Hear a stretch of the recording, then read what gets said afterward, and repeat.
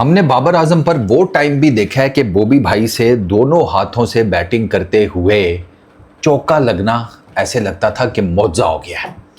और आज बॉबी भाई ने भाईजान एक हाथ से छक्का काट मारा मिड विकेट के ऊपर। आई वॉज लाइक माशाल्लाह बिरादर।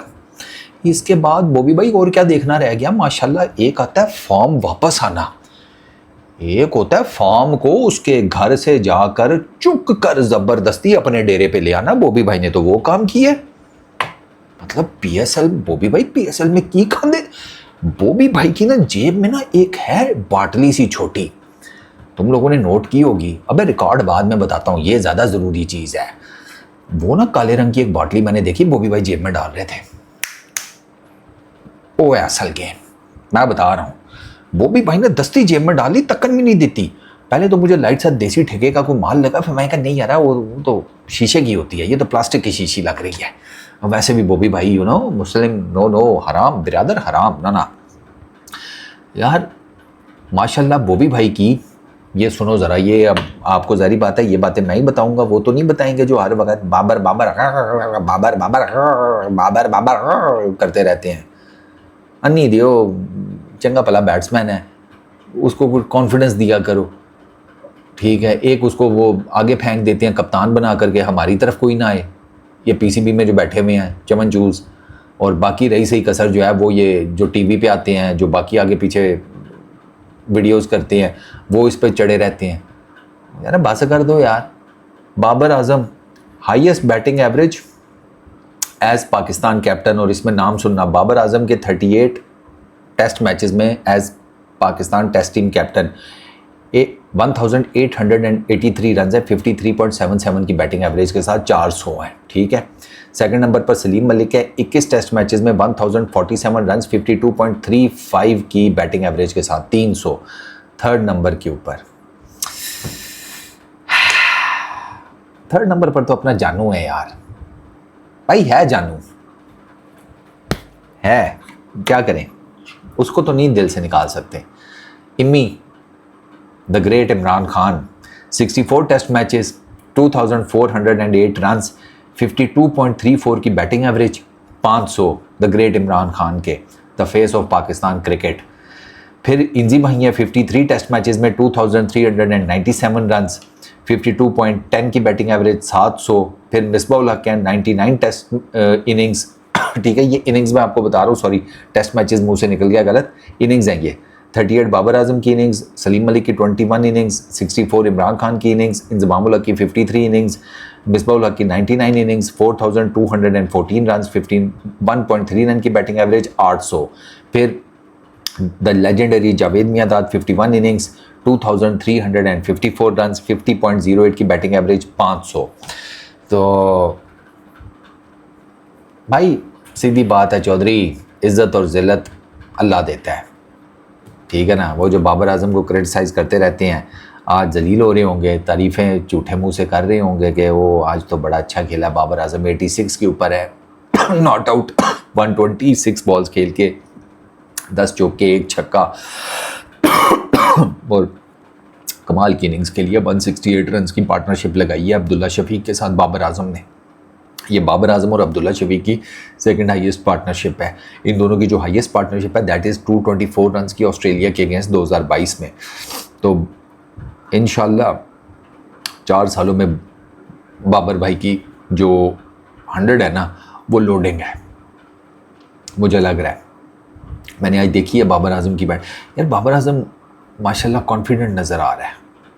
आज आप अगर देखें ना, आते साथ ही जेडन सील्स को, ठीक है, चौका, फिर 3 चौके मेरा ख्याल है उसको मारे थे, फिर स्ट्रेट ड्राइव बड़े ज़बरदस्त मारे, स्पिनर्स को बड़ा ज़बरदस्त खेला।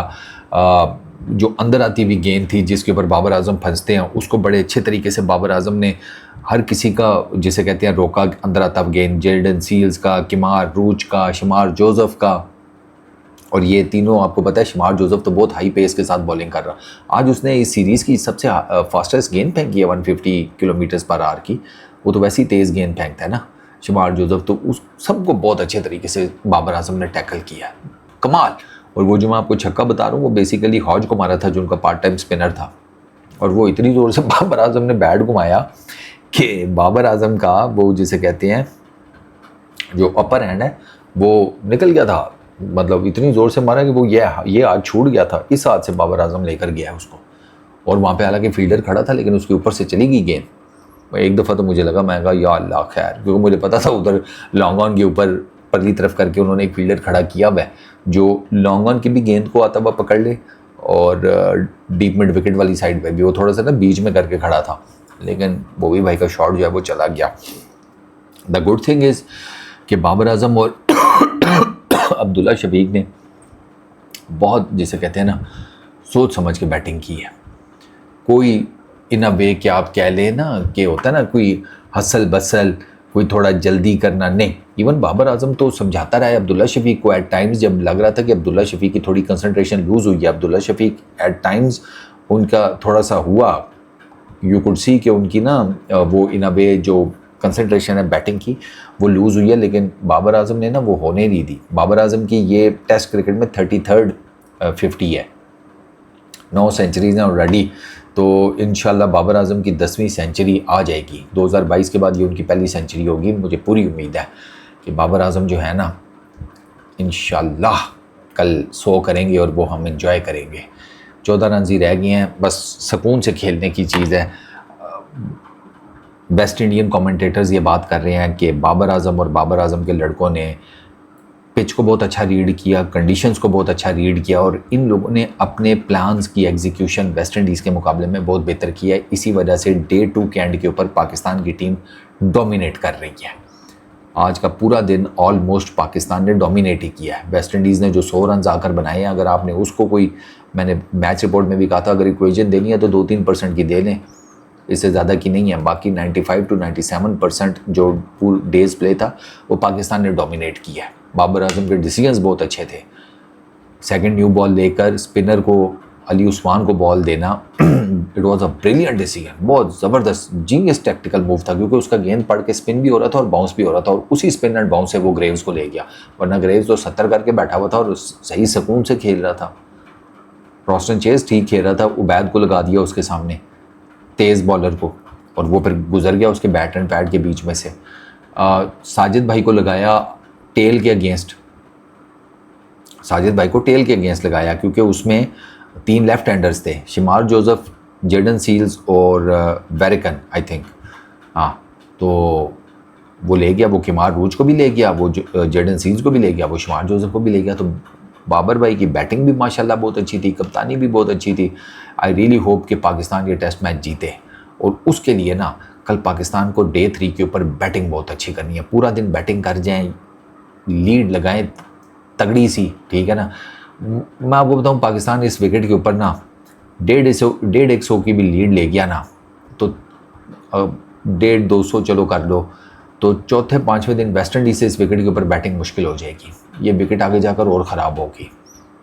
गेंद तो वेरिकन का भी स्पिन कर रहा था, ऐसी बात नहीं है उसका गेंद स्पिन नहीं कर रहा था, उसका गेंद भी स्पिन कर रहा था, लेकिन बाबर आजम और अब्दुल्ला शफीक की एप्लीकेशन बहुत ज़बरदस्त थी उसको खेलने की। बाबर आजम की आप ज़रा जाकर शॉट्स देखें ना, स्पेशली जो उन्होंने ऑफ साइड के ऊपर, बाबर आजम ने ड्राइव भी कोई नहीं खेली। बाबर आजम का मिड ऑफ, लॉन्ग ऑफ, इस तरफ रन ही 0 हैं, एक रन नहीं लिया उस तरफ, गेंद ही नहीं मिली। जो गेंद मिली आउटसाइड दी ऑफ स्टंप वो लेंथ बॉल थी, पीछे पड़े हुए गेंद थे, उनको मारे हैं बैकफुट के ऊपर पंच, बैकफुट के ऊपर कट, पुल मारे हैं उनको जो बॉडी के ऊपर आए हैं। ड्राइव की बॉल नहीं मिली, बाबर आजम ने नहीं मारी। इतना जिसे कहते हैं बाबर आजम ने प्रिसाइज बैटिंग की है as per the line, length और pace of the ball. Excellent batting by Babar Azam. माशाल्लाह माशाल्लाह माशाल्लाह माशाल्लाह बोलिया करो, नज़र नहीं लानी, ताड़ी तो लगती भी चंगी भली है। चलो इस वीडियो में इतना ही।